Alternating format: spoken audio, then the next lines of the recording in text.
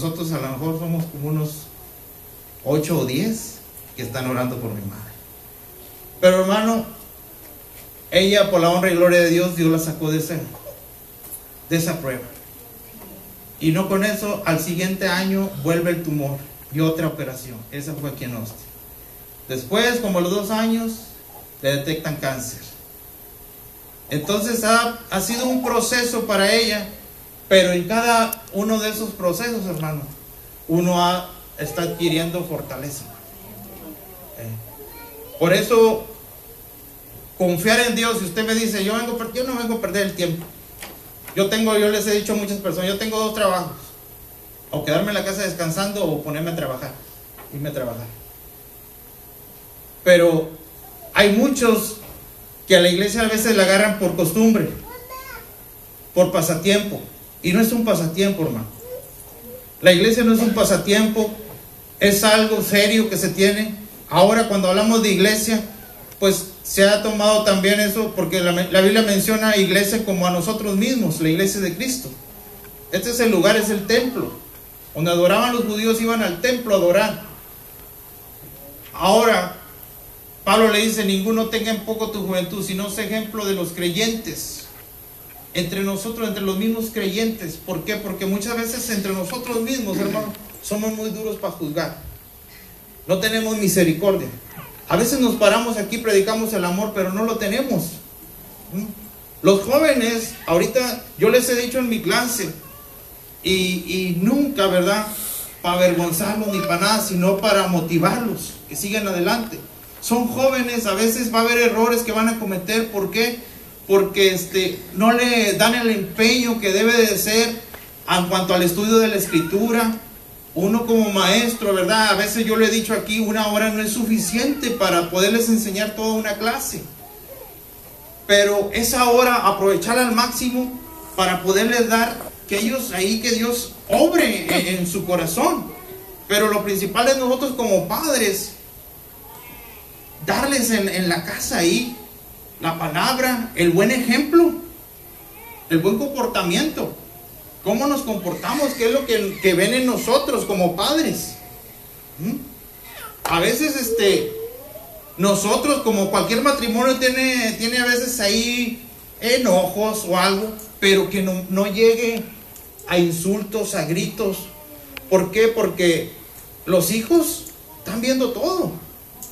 Y a veces son los mismos que dicen, mira, ¿para qué quiere que vaya a la iglesia si mira cómo eres tú? ¿Para qué? O sea, dices que allá te comportas de una manera y aquí eres otra. O sea, los hijos, ellos no crean que nomás están ahí, te echan en cara todo. Y a veces pues te quedas callado. ¿Qué les dices? ¿Qué les contestas? Gracias a Dios, ¿verdad? Que yo y mi esposa siempre ha habido problemas, sí, ha habido a veces ahí enojos y todo, pero nunca insultos, ni golpes, ni nada de eso. Pero, gloria a Dios, ahora, yo no quiero decir que aquellos matrimonios que haya, que insultos, que malas palabras, todo, ahí está Dios es el que cambia. Dios es el que transforma. Dios es el único que hace las cosas. Usted no lo voy a decir, usted no puede usar esto porque esto es más. No, hermano. Dios es el que transforma, el Espíritu Santo transforma a la persona. Nosotros solamente somos los que traemos la palabra. Por eso Pablo le dice a los corintios, porque unos ya se estaban adjudicando que yo soy de Pablo, que yo soy de Apolos, que yo soy de Cefas. No. Espérense, dice Pablo. Uno es el que siembra, otro es el que riega, pero el crecimiento lo da el Señor. El crecimiento lo va a dar Dios. Conforme usted vaya buscando de Dios, vaya metiéndose con Dios, usted va a estar adquiriendo experiencias nuevas con Dios. A veces, como jóvenes, pues se nos hace fácil, se les hace fácil a la gente. Yo lo digo ¿por qué? Porque yo pasé por la misma edad que ellos, también en la iglesia, y a veces toman las cosas como juego, como pasatiempo, pero tiene que haber una madurez. Así como dice que Jesucristo crecía en estatura, dice, en conocimiento, para con Dios, dice, y para con los hombres. Tiene que haber un crecimiento en nuestra vida. O sea, pararse uno, meditar. ¿Qué realmente quiero yo, Dios? O sea, con Dios. ¿Para qué? ¿Cuál es el motivo que estoy sirviendo, buscando a Dios? ¿Nomás ser alguien más? No, hermano. Usted y yo somos escogidos, apartados para Dios. Santo quiere decir un escogido, un apartado, separado del mundo. Y usted ya no comparte lo que hacía antes, las cosas malas, con las personas que nos juntábamos antes. Dios te va quitando todo eso, hermano.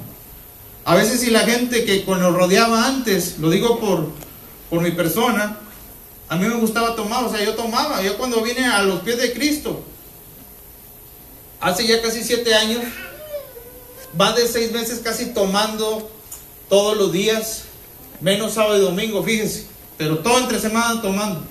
La hora de llegar a la casa eran las 2, 3 de la mañana, todos los días. Ya había problemas ahí en mi matrimonio. Mi esposa me decía, pero mire, Dios llega a tiempo.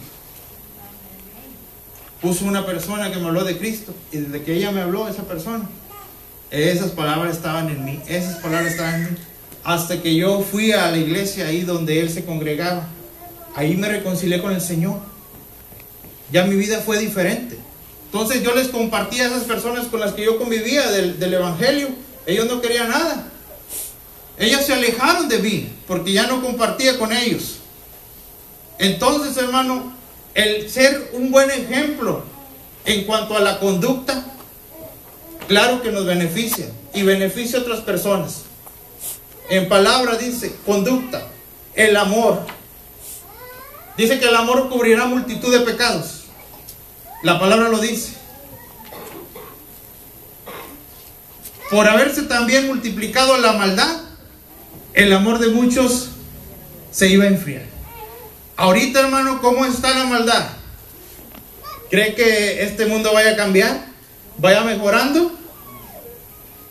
Va empeorando. Ahora sí ya ni se sabe. Oía este año que empezó, que la ciudad de San Pedro Sula, allá en Honduras, era la más peligrosa de todo el mundo. Y luego a la semana cambió, ya la estadística era otra, que era Acapulco, Guerrero, el Estado de México, la más peligrosa. Entonces ya no se sabe ni cuál ciudad es cuál, ¿verdad? De peligrosa. Porque nomás cruza aquí la frontera y ahí, sálvese quien pueda. Dice el Chapulín Colorado. Sálvese quien pueda. Mucha gente que va para allá va con el Jesús en la boca, pero nomás en la boca, no lo trae en el corazón.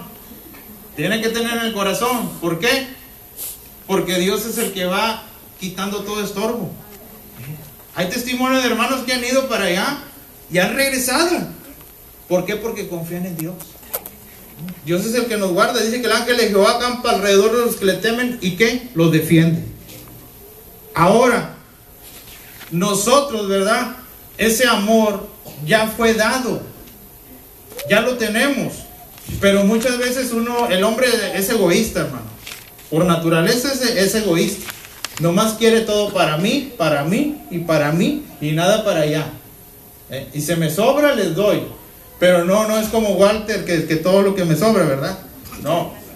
Dios, ¿verdad? Cuando Dios transforma al ser humano, empieza uno a sentir esa compasión. Hemos oído últimamente acerca de que cuando Jesucristo en el monte, aquella multitud dice que tuvo compasión de ella. ¿Por qué? Y que ahí en la multiplicación de los peces y de los panes, que dio de comer a todos. Y ya después la gente ya no lo seguía tanto por la palabra, sino por la comida. Y a veces estamos así, nosotros buscamos a Dios porque nos hace muchos milagros, muchos favores, pero no tanto no queremos cambiar. Todavía nuestro comportamiento sigue igual que antes o empeorando. Decía el hermano Rubio que cantó aquí el domingo y predicó, dice que el que nunca ha tenido, contaba él acerca del compañero de trabajo que tenía, que se sacó la lotería. Dice que el que nunca ha tenido llega a tener, loco se quiere volver. Entonces, así hay mucha gente que este país, y Dios lo transforma, y este país también lo transforma, pero a veces no para bien, sino para mal. Tenemos nosotros, ¿verdad?, que estar en un balance, y ese balance solamente lo da a través de la Escritura, a través del Espíritu Santo.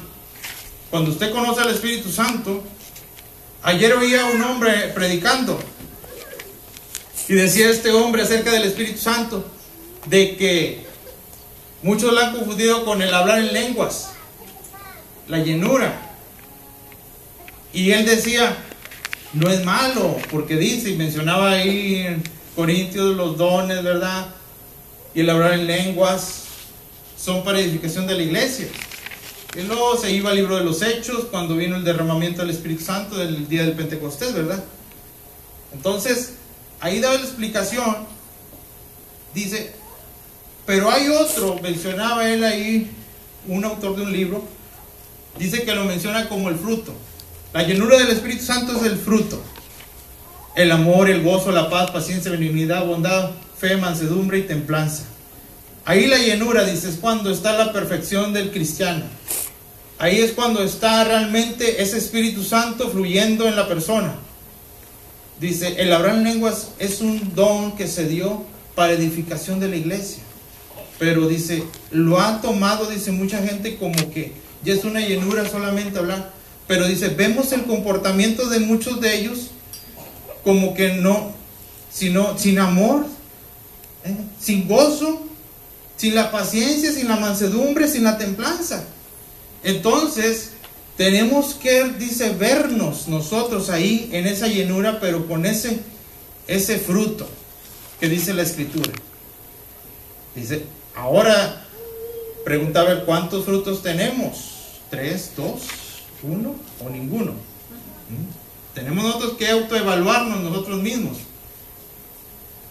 Y Pablo le dice a Timoteo que sea ejemplo en palabra, conducta, amor, espíritu. Oímos la bienaventuranza. Bienaventurados los de espíritu. Bienaventurados los pobres en espíritu. Entonces, hermanos, cuando hay un espíritu humilde, un espíritu que está sujeto a la voluntad de Dios, no a la voluntad de uno mismo. Muchos decimos, es que yo soy así, y así soy y no cambio. Pues no, tuvo que haber un cambio en nuestra vida. Si Cristo está en nuestra vida, tiene que haber un cambio. Ya no podemos seguir comportándonos como antes. Las cosas viejas pasaron, dice, he aquí todas son, ¿qué? Hechas nuevas. Todos somos nuevas criaturas. Dice que nacidos no de simiente corruptible, sino incorruptible. La simiente corruptible es aquella que se corroe. La incorruptible, esa no. Y esa solamente la da el Espíritu Santo. En nuestra vida, en nuestro ser espiritual, fluye la vida del Espíritu. Por eso hemos visto aquí que Jesús es el pan de vida. El pan de vida, ¿verdad? El que coma de él nunca va a tener hambre. ¿Cuántos estamos comiendo ese pan? Tenemos que estar comiendo ese pan. La palabra de Dios es el pan. Es la que nosotros, ¿verdad? Ahí nos estamos nutriendo, ahí estamos sacándole provecho. ¿Qué tanto comemos? A veces nosotros no pasamos, nos levantamos y con el café y la pieza de pan, con las galletas. A mediodía, comer. Y en la tarde, si se puede, merendar. Y en la noche, cenar. Ahorita decía la hermana, ¿verdad? Cuando daba el anuncio de la vigilia, ahí va, cómprese algo, ¿verdad? Pero véngase para empezar. Entonces, no es malo. Pero también el hombre espiritual ocupa el alimento espiritual. La palabra, la lectura bíblica, la oración, el ayuno. Cuando Jesús baja del monte de la transfiguración, acá están unos discípulos con un problema, que no podían echar fuera un demonio. Entonces Jesús los reprendió, les dice, que este género no sale, sino que con ayuno y oración. ¿Será verdad? ¿O será mentira eso que dijo Jesús? Claro que es verdad. Claro que sí, porque lo estaba diciendo Jesús.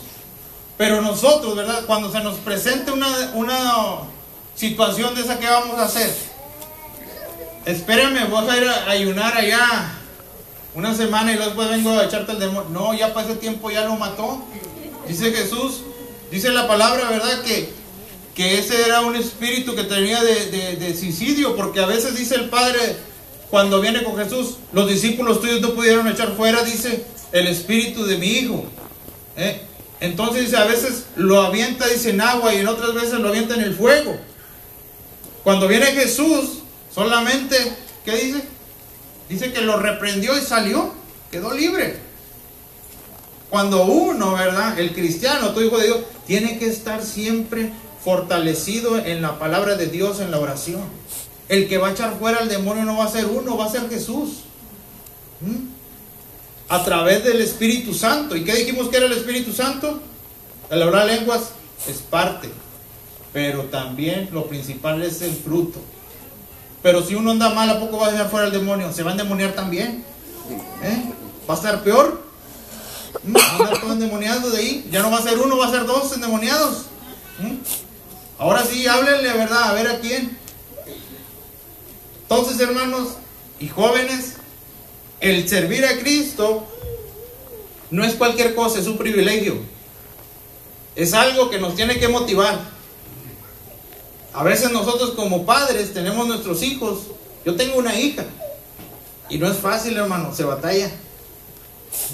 Se batalla. Uno quisiera verla aquí todos los días de la iglesia, pero a veces no se puede. No es que no se pueda, a veces no quiere. Y no está porque uno no les dice la palabra. A uno ahí está. Y a veces uno como padre sufre, no es fácil. Uno sufre, uno llora a Dios. Yo nunca lloré delante de mi esposa cuando mi madre estaba enferma. Yo lloraba solo, a veces en el trabajo. Y cuando uno, los hijos duelen, y qué bueno, como ese niño, él no sabe, es un inocente. Y muchos de nosotros, ¿verdad? De padres que tienen sus hijos, instrúyalo, tráigalo. Porque a veces va a llegar una edad donde se va a rebelar y no va a querer. No crea que todo es fácil, se batalla, hermano. Se batalla. Yo, ¿verdad? Solamente les puedo decir a ustedes como jóvenes y padres también, sigan motivando a sus hijos. Hay una promesa que dice la Biblia, Hechos 16:31, cree en el Señor Jesucristo y serás salvo tú y tu casa. Pero tenemos que ser ejemplo, como Pablo le decía a Timoteo. Un buen ejemplo, a los creyentes. Y fíjense a quién se lo dice, no a los que no creen, a los creyentes, a los que creen. En la palabra, en la conducta, en el amor, en el espíritu, en la fe. La felicidad, hermano, empieza con fe.